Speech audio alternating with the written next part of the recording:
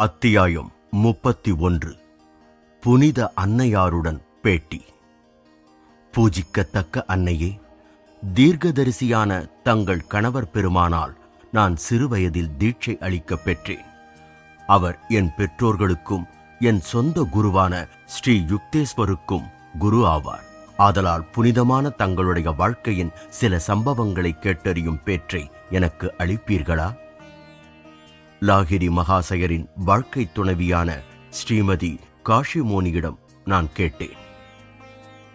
காசியில் ஒரு குறுகிய காலத்திற்கு தங்க நேரிட்ட பொழுது நான் அந்த வணக்கத்திற்குரிய மாது சிரோமணியை சந்திக்க வேண்டுமென்ற என் வெகுநாளைய ஆவலை நிறைவேற்றிக் கொண்டேன். காசியின் கருடேஸ்வர் மொஹல்லா பகுதியில் இருந்த லாகிரி குடும்பத்தினருடைய வீட்டில் அவர் என்னை அன்புடன் வரவேற்றார். வயதாகிவிட்டிருந்த போதிலும் தாமரை போன்று மலர்ந்து ஆன்மீக மனத்தை பரப்பியவாறு இருந்தார். அவர் நடுத்தரமான உடல்வாகும், சிவந்த நிறமும், மெல்லிய கழுத்தும், பிரகாசமான கண்களும் கொண்டிருந்தார். மகனே, இங்கு உனக்கு நல்வரவு, மேல் மாடிக்கு வா. காஷிமோனி சிறிது காலத்திற்கு தன் கணவருடன் வசித்த ஒரு மிகச்சிறிய அறைக்கு என்னை அழைத்துச் சென்றார். அந்த இணையற்ற மகான் அருள் கூர்ந்து மன வாழ்க்கை எனும் மனித நாடகத்தை நடத்திய அந்த கோயிலை பார்ப்பதில் நான் பெருமை அடைந்தேன். அந்த கனிவுள்ள பெண்மணி தன் பக்கத்தில் தலையணையுடன் இருந்த ஓர் ஆசனத்தை எனக்கு சுட்டிக்காட்டினார். நான் என் கணவரின் தெய்வீகத்தன்மையை புரிந்து கொள்வதற்கு பல வருடங்களுக்கு முன்பு என்று அவர் தொடங்கினார். ஒரு நாள் இரவு இதே அறையில் நான் தத்ரூபமான கனவொன்று கண்டேன். மிக பிரகாசமான தேவ தூதர்கள் கற்பனை செய்ய முடியாத அளவு அழகுடன் எனக்கு மேலே மிதந்தன. அக்காட்சி மிக நிஜமானதாக இருந்ததினால் நான் உடனே எழுந்து விட்டேன். அதிசயிக்கத்தக்க விதமாக அந்த அறை பிரகாசமான ஒளியால் சூழப்பட்டிருந்தது. என் கணவர் பத்மாசனத்தில் அறையின் மத்தியில் தேவ தூதர்களால் சூழப்பட்டவராக அந்தரத்தில் மிதந்து கொண்டிருந்தார். அந்த தூதர்கள் மிகுந்த வணக்கத்துடன் அவரை கைகூப்பி தொழுதவாறு இருந்தனர். அளவு கடந்த பிரமிப்புடன் நான் இன்னமும் கனவு கண்டு கொண்டிருப்பதாகவே நம்பினேன். பெண்ணே, லாகிரி மகாசயர் கூறினார், நீ கனவு காணவில்லை. இனி என்றென்றைக்கும் உனது உறக்கத்தை விட்டொழி. அவர் மெதுவாக கீழே தரையில் இறங்கியதும் நான் அவரது பாதங்களில் விழுந்து வணங்கினேன். குருதேவா, நான் அழுதேன். நான் திரும்ப திரும்ப உங்கள் முன்பு வணங்குகிறேன். உங்களை என் கணவராக நினைத்ததற்காக என்னை மன்னிப்பீர்களா?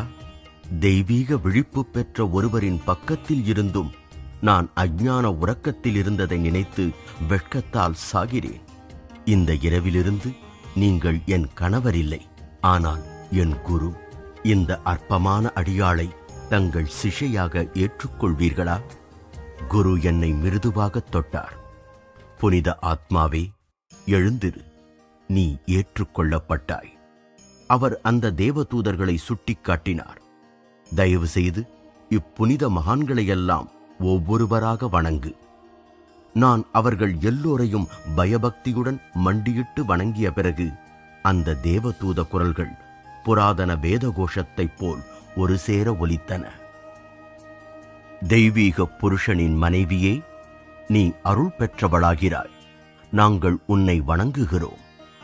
அவர்கள் என் பாதங்களில் பணிந்தார்கள். அந்தோ அவர்களுடைய கண் கூசுகிற ஒளி உருவங்கள் மறைந்தன. அறை இருண்டது. என் குரு கிரியா யோக தீட்சை பெறும்படி என்னிடம் கூறினார். நிச்சயமாக நான் பதிலளித்தேன். இந்த அருளை என் வாழ்வில் முன்னமையே அடையாமல் இருந்ததைப் பற்றி நான் வருந்துகிறேன் என்றேன். காலம் பக்குவப்பட்டு வரவில்லை. லாகிரி மகாசயர் சமாதானமாக புன்னகைத்தார். உன் கர்ம வினையின் பெரும்பாகம் தீருவதற்காக நான் மௌனமாக உனக்கு உதவி வந்தேன். இப்பொழுது நீ விருப்பத்துடனும் தயாராகவும் உள்ளாய். அவர் என் நெற்றியை தொட்டார். ஏராளமாக சுழலும் ஒளி வட்டங்கள் தோன்றின. அப்பிரகாசம் படிப்படியாக பொன்னிற வளையத்துடனும் நடுவில் ஒரு வெண்ணிற 5 முக நட்சத்திரத்துடனும் கூடிய பல நிறம் காட்டும் நீல ஞானக் கண்ணாக உருவெடுத்தது. அந்த நட்சத்திரத்தின் மூலம் உன் உணர்வை எல்லையில்லா பரவெளியின் ராஜ்யத்தினுள் ஊடுருவிச் செலுத்து. என் குருவின் குரல் வெகு தூரத்திலிருந்து வரும் மிருதுவான சங்கீதம் போல புதிய ஸ்வரத்துடன் ஒலித்தது. என் ஆத்மாவின் கடற்கரையில் காட்சி மேல் காட்சி எனும் சமுத்திர அலையடித்தது. அந்த அற்புத கோலங்கள் கடைசியில் உருகி பேரானந்த கடலாக பரிணமித்தது. என்றும் பொங்கும் அருட்பரவச நிலையில் நான் என்னை இழந்தேன். பல மணி நேரங்களுக்கு பிறகு நான் இந்த உலகின் நினைவை திரும்ப அடைந்ததும் என் குரு எனக்கு கிரியா யோக முறையை கற்பித்தார். அன்றைய இரவிலிருந்து லாகிரி மகாசயர் என் அறையில் மறுபடியும் உறங்கவே இல்லை. ஏன், அதற்கு பிறகு அவர் தூங்கியதே இல்லை. அவர் கீழேயுள்ள முன் அறையில் இரவும் பகலும் தன் சிஷ்யர்களுடனேயே இருந்து வந்தார். அந்த சிறப்பு வாய்ந்த மாது மௌனமானார். அந்த தெய்வீக யோகியுடன் அவரது தனித்தன்மை பொருந்திய தொடர்பை உணர்ந்து முடிவாக நான் அவரை பற்றிய இன்னும் சில பழைய நினைவுகளை பற்றி கேட்க துணிந்தேன். மகனே, நீ பேராசைப்படுகிறாய். இருந்தாலும் உனக்கு இன்னொரு கதை சொல்லுகிறேன். அவர் சங்கோஜத்துடன் புன்னகைத்தார். என் குரு கணவருக்கு எதிராக நான் செய்த பாவம் ஒன்றை நான் ஒப்புக்கொள்கிறேன். எனக்கு உபதேசமான சில மாதங்களுக்கு பிறகு நான் ஆதரவற்று அலட்சியம் செய்யப்படுவதாக உணரத் தொடங்கினேன். ஒரு நாள் காலை ஏதோ சாமானை எடுப்பதற்காக லாகிரி மகாசயர் இச்சிறிய அறைக்குள் நுழைந்தார். நான் அவசரமாக அவரை தொடர்ந்தேன். மாயையால் தாக்கப்பட்டு அவர் புண்படும் விதத்தில் நான் பேசினேன். நீங்கள் உங்கள் நேரம் முழுவதையும் சீடர்களுடன் கழிக்கிறீர்கள். உங்கள் மனைவி மக்களுக்காக நீங்கள் ஆற்ற வேண்டிய பொறுப்பு என்ன ஆயிற்று? குடும்பத்திற்காக அதிக பொருள் ஈட்டுவதில் நீங்கள் அக்கறை எடுத்துக் கொள்ளாததைக் கண்டு நான் வேதனைப்படுகிறேன். குருதேவர் ஒரு கணம் என்னை உற்று நோக்கினார். பிறகு அந்தோ, அவர் மறைந்து விட்டார். அச்சமும் திகிலும் அடைந்த நான் அவ்வறையின் ஒவ்வொரு பாகத்திலிருந்தும் எதிரொலிக்கும் ஒரு குரலை கேட்டேன். இதெல்லாம் ஒன்றுமே இல்லை. உனக்கு புரியவில்லையா? என்னைப் போல் ஒன்றுமே இல்லாதது உனக்கு எப்படி செல்வத்தை ஈட்டிக் கொடுக்க முடியும்? குருஜி, நான் கதறினேன். நான் லட்சக்கணக்கான தடவை உங்களிடம் மன்னிப்பு கோருகிறேன். என் பாவக் கண்களால் தங்களை பார்க்க முடியவில்லையே. தயவு செய்து தங்களின் புனிதமான உருவத்தில் தோன்றுங்கள். நான் இங்கே இருக்கிறேன். இந்த பதில் எனக்கு மேலிருந்து வந்தது. நான் மேலே பார்த்த பொழுது குருதேவர் காற்றில் உருப்பெற்று அவரது சிரம் மேல்தளத்தை தொட்டுக் கொண்டிருப்பதைக் கண்டேன். அவருடைய கண்கள் பார்வையை குருடாக்கும்படியான தீப்பிழம்புகளாயிருந்தன. அவர் அமைதியாக கீழே இறங்கியதும் எனக்குள் ஏற்பட்ட பயத்துடன் நான் விம்மியபடியே அவர் காலடியில் விழுந்தேன். பெண்ணே, அவர் கூறினார், அருட்செல்வத்தை தேடு, அற்பமான மதிமயக்கும் பொருட்செல்வத்தை அல்ல. நீ உன்னுள்ளே இருக்கும் செல்வத்தை பெற்றுவிட்டால் வெளியிலிருந்து வர வேண்டியது எப்பொழுதும் தயாராக கிடைக்கும். அவர் தொடர்ந்தார், என் ஆன்மீக புத்திரர்களில் ஒருவன் உனக்கு வேண்டியதை ஏற்பாடு செய்வான். என் குருவின் வார்த்தைகள் இயற்கையாகவே பலித்தன. ஒரு சீடன் எங்கள் குடும்பத்திற்கு ஒரு பெரிய தொகையை விட்டுச் சென்றான். நான் அவருடைய அற்புதமான அனுபவங்களை என்னுடன் பகிர்ந்து கொண்டதற்காக காஷிமோனி அவர்களுக்கு நன்றி கூறினேன். மறுநாள் நான் அவர் வீட்டிற்கு திரும்பி அவரது புதல்வர்களான டின்கோரி மற்றும் துகோரி லாகிரியுடன் பல மணி நேரம் தத்துவார்த்தமாக கலந்து உரையாடி மகிழ்ந்தேன். இந்தியாவின் மகா யோகியினுடைய இவ்விரண்டு சத்புத்திரர்களும் அவருடைய உயர் லட்சிய அடிச்சுவடுகளையே நெருங்கி பின்பற்றி வந்தனர். அவ்விருவரும் அழகாகவும் உயர்ந்து ஆஜானுபாகுவாகவும் அடர்ந்த தாடியுடனும் மென்மையான குரலுடனும் நடத்தையில் பழமையான பண்பாட்டு வசீகரத்துடனும் இருந்தனர். லாகிரி மகாசயருடைய பெண் சிஷ்யை அவரது மனைவியார் ஒருவர் மட்டும்தான் என்றில்லை. என் தாய் உட்பட நூற்றுக்கணக்கானவர்கள் இருந்தனர். ஒரு முறை ஒரு சிஷ்யை குருவிடம் அவரது புகைப்படம் ஒன்று வேண்டுமென்று கேட்டார். அவர் தன் படம் ஒன்றை கொடுத்தவாறு கூறினார், இதை நீ ஒரு ரட்சையாக கருதினால் அது அப்படியே ஆகும், இல்லாவிடில் அது வெறும் படம்தான். சில நாட்கள் சென்ற பிறகு இந்த பெண்ணும் லாகிரி மகாசயரின் மருமகளும் குருவின் படம் பின்னால் மாட்டப்பட்டிருந்த ஒரு மேசையின் அருகில் அமர்ந்து பகவத்கீதை படித்துக் கொண்டிருக்க நேர்ந்தது. ஒரு மின்னலுடன் கூடிய புயல் ஆங்காரத்துடன் வீசத் தொடங்கியது. லாகிரி மகாசயரே, எங்களை காப்பாற்றுங்கள்!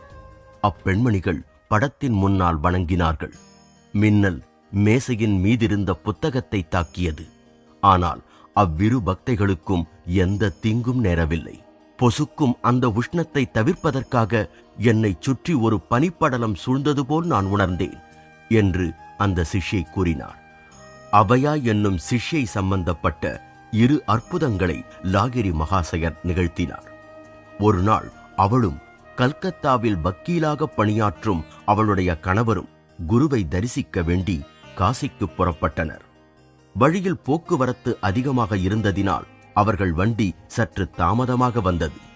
அவர்கள் கல்கத்தாவில் உள்ள ஹவுரா பிரதான ரயில் நிலையத்தை அடைந்த பொழுது காசி ரயில் புறப்படுவதற்காக ஒலிப்பதை கேட்க மட்டுமே முடிந்தது.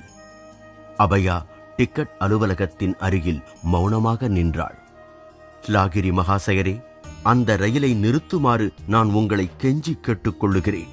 உங்களை பார்ப்பதற்காகும் இன்னொரு நாள் தாமதத்தின் வேதனையை என்னால் சகித்துக் கொள்ள முடியாது என அவள் மௌனமாக பிரார்த்தனை செய்தாள். புறப்படத் தொடங்கிய வண்டியின் சக்கரங்கள் தொடர்ந்து வேகமாக சுழன்ற போதிலும் முன்னேறிச் செல்லவில்லை. வண்டியின் டிரைவரும் பிரயாணிகளும் இந்த அற்புதத்தை காண பிளாட்பாரத்தில் இறங்கினார்கள்.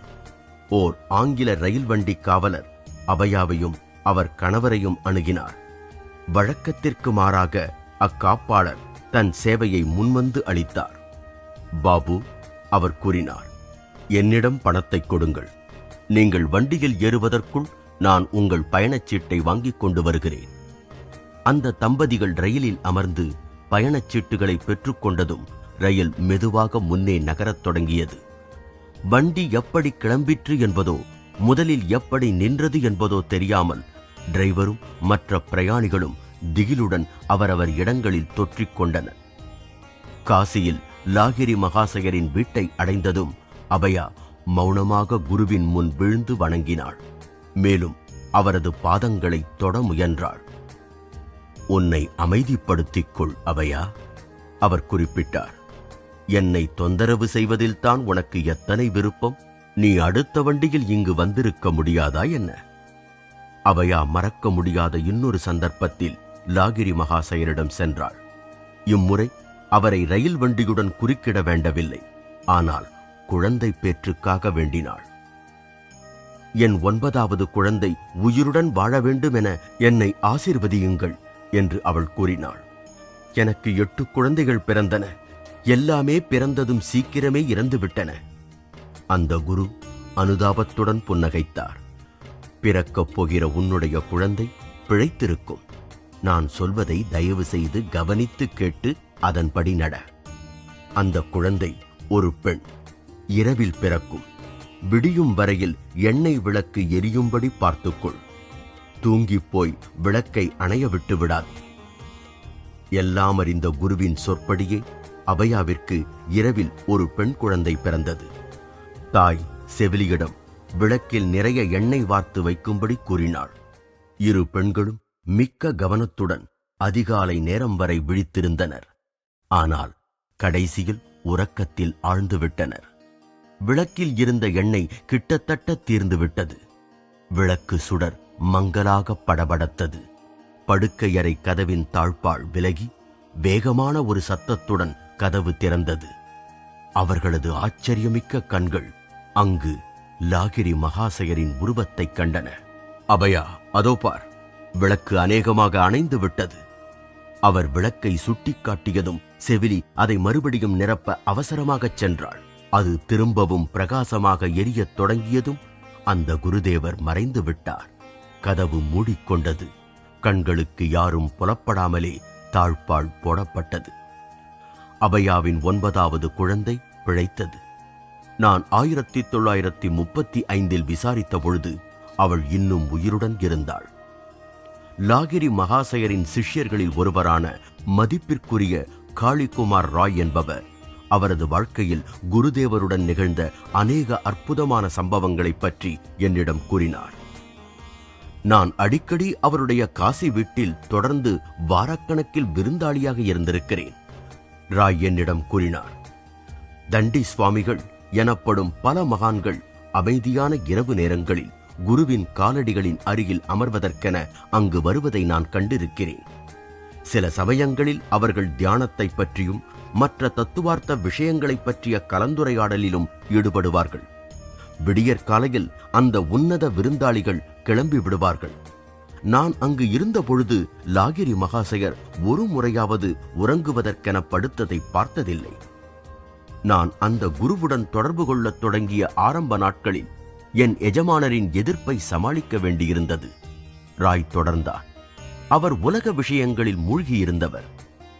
என்னிடம் வேலை செய்பவர்களில் மத வெறியர்கள் வேண்டாம் என்று அவர் கடிந்து கொள்வார். எப்பொழுதாவது போலி அறிஞரான உன் குருவை நான் சந்தித்தால் அவர் நன்கு நினைவில் வைத்திருக்கும்படி சில வார்த்தைகளை சொல்லப் போகிறேன். இந்த மிரட்டல் என் தினசரி நிகழ்ச்சிகளை பாதிக்கவில்லை. நான் கிட்டத்தட்ட ஒவ்வொரு மாலையும் என் குருவின் முன்னிலையிலேயே கழித்தேன். ஒரு நாள் இரவு என் எஜமானர் என்னை தொடர்ந்து வந்து வீட்டின் முன் அறையில் முரட்டுத்தனமாக நுழைந்தார். அவர் முன்பு வாக்களித்திருந்தபடியான கண்டனங்களை கூற வந்திருக்க வேண்டும் என்பதில் சந்தேகமில்லை.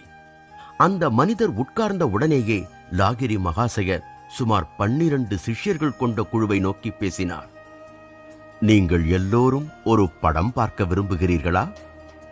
நாங்கள் தலையசைத்ததும் அவர் எங்களிடம் அறையை இருட்டாக்கும்படி கூறினார். எல்லோரும் ஒருவர் பின் ஒருவராக வட்டமாக அமர்ந்து உங்கள் முன்னால் இருப்பவரின் கண்களை உங்கள் கைகளினால் மூடுங்கள் என்று கூறினார். என் எஜமானரும் எல்லோரையும் போலவே, ஆனால் விருப்பமின்றி குருதேவரின் ஆணைகளை பின்பற்றுவதைக் கண்டு நான் வியப்படையவில்லை. சில நிமிடங்களில் லாகிரி மகாசயர் எங்களை நோக்கி நாங்கள் என்ன பார்க்கிறோம் என கேட்டார். ஐயா, நான் பதிலளித்தேன். ஓர் அழகிய பெண் தோன்றுகிறாள். அவள் சிவப்பு கரையிட்ட புடவை அணிந்து யானைக்காது செடிக்கருகில் நின்று கொண்டிருக்கிறாள். மற்ற எல்லா சீடர்களும் அதையே கூறினார்கள். குருதேவர் என் எஜமானரிடம் திரும்பி வினவினார், உனக்கு அந்த பெண்ணை அடையாளம் தெரிகிறதா? ஆம். அந்த மனிதர் உண்மையாகவே தன் சுபாவத்திற்கு புதியதான உணர்ச்சிகளுடன் தத்தளித்துக் கொண்டிருந்தார்.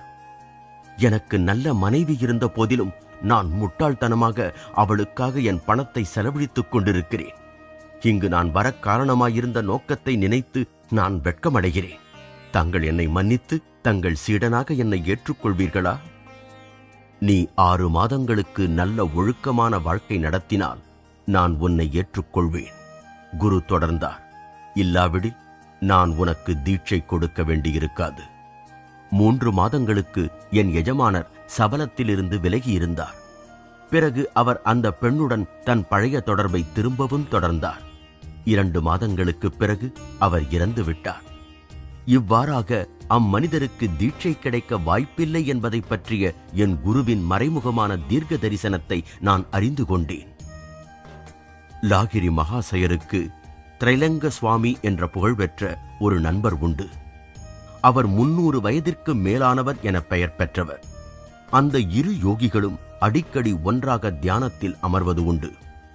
திரைலங்கருடைய திகைக்க வைக்கும் அற்புதங்கள் பற்றிய எந்த கதையிலும் உண்மையின் சாத்தியத்தை மறுக்கும் இந்துக்கள் வெகு சிலரே என்னும் அளவிற்கு அவருடைய கீர்த்தி பரவியிருந்தது. கிறிஸ்து இவ்வுலகிற்கு திரும்பி வந்து அவருடைய அற்புத சக்திகளை காண்பித்த வண்ணம் நியூயார்க் நகர வீதிகளில் நடந்தால் எவ்வளவு பயபக்தி உண்டாகுமோ அவ்வாறே பல வருடங்களுக்கு முன்னால் காசியின் ஜனசந்தடியுள்ள வீதிகளில் திரைலங்க சுவாமி நடந்து செல்லும் பொழுது ஏற்பட்டது. காலத்தின் தேய்வுகளுக்கு எதிராக இந்தியாவை ஒன்று சேர்த்த சித்தர்களில் அவரும் ஒருவர். அநேக சமயங்களில் இந்த சுவாமி மிக பயங்கரமான விஷத்தை குடித்தும் கூட எந்த கெடுதியும் அவருக்கு ஏற்பட்டதில்லை. ஆயிரக்கணக்கான மக்கள் இன்னும் உயிருடன் இருக்கும் சில பேர் உட்பட திரைலங்கர் கங்கையில் மிதப்பதைக் கண்டிருக்கிறார்கள். நாட்கணக்கில் அவர் நீரின் மேல் அமர்ந்திருப்பார் அல்லது அலைகளின் கீழேயே நீண்ட காலத்திற்கு மறைந்திருப்பார்.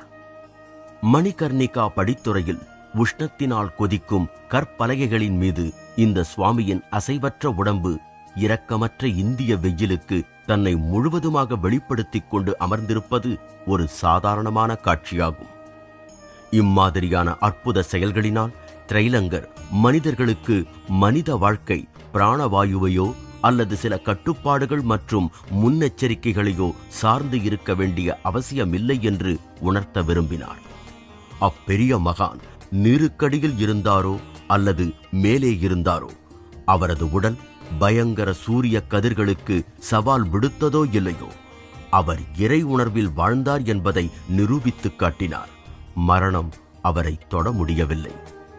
அந்த யோகி ஆத்மார்த்த விஷயங்களில் மட்டுமல்ல, உடலாலும் பெரியவர். அவருடைய எடை 300 பவுண்டை விட அதிகமாயிருந்தது. அவருடைய வாழ்வின் ஒவ்வொரு ஆண்டிற்கும் 1 பவுண்டு. அவர் மிக அபூர்வமாகவே உணவு உட்கொண்டதால் இப்புதிர் அதிகமாயிற்று. ஒரு மகான் தான் விரும்பினால் வழக்கமான ஆரோக்கிய விதிகளை சுலபமாக புறக்கணித்து விடுகிறார். அதன் சிறப்பு காரணம் பெரும்பாலும் அவருக்கு மட்டுமே தெரிந்த ஒரு சூட்சுமமாகும். இந்த பிரபஞ்ச மாயையின் கனவிலிருந்து விழித்தெழுந்தவர்களும், இந்த உலகம் இறைவனின் ஓர் எண்ணம் மட்டுமே என உணர்ந்து விட்டவர்களுமாகிய உயர்ந்த மகான்கள் தங்கள் உடலானது ஆட்டுவிக்கப்படக்கூடிய சுருக்கப்பட்ட அல்லது உறைந்த சக்தியே ஆகும் என்பதை தெரிந்து கொண்டு அதை தங்கள் விருப்பப்படி செயல்படுத்த முடியும். இயற்பியல் விஞ்ஞானிகள் பொருள் என்பது உறைந்துள்ள சக்தியே தவிர வேறில்லை என்பதை இப்பொழுது உணர்ந்துள்ளார்கள். ஆனால் உள்ளொளி பெற்ற மகான்கள் பொருளை கட்டுப்படுத்தும் துறையில் கோட்பாட்டிலிருந்து அனுபவபூர்வமாக வெற்றி பெற்று விட்டிருக்கிறார்கள். திரைலங்கர் எப்பொழுதும் நிர்வாணமாகவே தான் இருந்தார். இதனால் மிக தொந்தரவுக்குள்ளான காசி போலீசார் அவரை திணறடிக்கும்படியான தொல்லை கொடுக்கும் ஒரு குழந்தையாகவே கருதினார்கள். அந்த இயற்கையான சுவாமி ஆதி நாளில் ஏடன் தோட்டத்தில் இருந்த ஆதாமைப் போல் தன் நிர்வாண தோற்றத்தை பற்றிய உணர்வே இல்லாமல் இருந்தார். இருந்தாலும் போலீசாருக்கு அதை பற்றிய உணர்வு நிறையவே இருந்ததினால் முறைமையற்று சுவாமியை சிறையில் அடைத்தனர். எல்லோருக்கும் ஒரே தர்ம சங்கடம் ஆகிவிட்டது. சீக்கிரமே அவருடைய பூதாகாரமான உடல் வழக்கமான நிர்வாண கோலத்துடன் சிறையின் கூரையின் மேல் முழுமையாக காணப்பட்டது. அவருடைய அறை மிகுந்த பத்திரமாக பூட்டியபடியே இருக்க அவர் தப்பிச் சென்ற முறை பற்றிய குறிப்பு யாருக்கும் புலப்படவில்லை. மிக்க தவிப்படைந்த சட்ட அதிகாரிகள் மீண்டும் ஒருமுறை தங்கள் கடமையை நிறைவேற்றினர். இந்த தடவை சுவாமியின் அறை வாயிலில் ஒரு காவலாள் நிறுத்தி வைக்கப்பட்டான். மறுபடியும் அதிகாரம் உரிமைக்கு முன்னர் பணிந்தது. அம்மகான் சீக்கிரமே கூரை மேல் கவலையின்றி நடைபயில்வதைக் கண்டார்கள். நீதி தேவதை தன் கண்களை கட்டிக்கொண்டு இருக்கிறாள். திரைலங்கர் விஷயத்தில் தோற்றுப்போன போலீசார் அவளுடைய உதாரணத்தையே பின்பற்ற தீர்மானித்தனர். அந்த மகா யோகி வழக்கமாக மௌனத்தையே கடைபிடித்து வந்தார். வட்டமான முகமும் பீப்பாயை போன்ற பெரிய வயிறும் இருந்த போதிலும் திரைலங்கர் எப்பொழுதாவது மட்டுமே உணவு உட்கொள்வார். பல வாரங்கள் உண்ணாமல் இருந்து பிறகு அவர் குடம் குடமாக பக்தர்கள் கொடுக்கும் கெட்டி தயிரை குடித்து தன் விரதத்தை முடிப்பது வழக்கம். ஒரு தடவை நாத்திகன் ஒருவன் இவர் ஒரு போலி என்பதை வெளிப்படுத்த வேண்டுமென்று தீர்மானித்துக் கொண்டார். ஒரு பெரிய வாளி நிறைய சுவர்களுக்கு வெள்ளையடிக்கும் சுண்ணாம்பு கலவையை கொண்டு வந்து அந்த சுவாமியின் முன்னே வைத்தான். குருதேவா, அந்த நாத்திகன் போலி மரியாதையுடன் கூறினான், நான் தங்களுக்காக கொஞ்சம் கெட்டி தயிர் கொண்டு வந்திருக்கிறேன், தயவு செய்து பருக வேண்டும் என்றான். திரைலங்கர் கொஞ்சமும் தயங்காமல் ஒரு சொட்டு கூட விடாமல் படிக்கணக்கில் அந்த எரியும் சுண்ணாம்பு கலவையை குடித்தார். சில நிமிடங்களில் அப்பாவத்தை செய்தவன் தரையில் விழுந்து வேதனை தாழாமல் புரண்டான். காப்பாற்றுங்கள் சுவாமி, காப்பாற்றுங்கள், அவன் கதறினான். நான் நெருப்பில் வேகிறேன், என் பொல்லாத பரீட்சையை மன்னித்தருளுங்கள். அந்த பெரிய யோகி தன் வழக்கமான மௌனத்தை கலைத்தார். அவர் கூறினார், பிறரை அவமதிப்பவனே, நீ எனக்கு விஷத்தை கொடுத்த பொழுது என் உயிர் உன்னுயிருடனே ஒன்றி இருக்கிறது என்பதை நீ உணர்ந்தாயில்லை. கடவுள் படைப்பின் ஒவ்வொரு அணுவிலும் இருப்பது போல் என் வயிற்றிலும் உள்ளான் என்பதை நான் அறிந்திருக்கவில்லையானால் இச்சுண்ணாம்பு என்னை கொன்றிருக்கும். இப்பொழுது நீ தன்வினை தன்னை சுடும் என்பதின் தெய்வீக விதியை உணர்ந்து கொண்டதனால் மறுபடியும் யாரிடமும் விஷமம் செய்யாதே. அந்த பாவி திரைலங்கரின் சொற்களினால் குணமடைந்து மெதுவாக அங்கிருந்து நழுவினான்.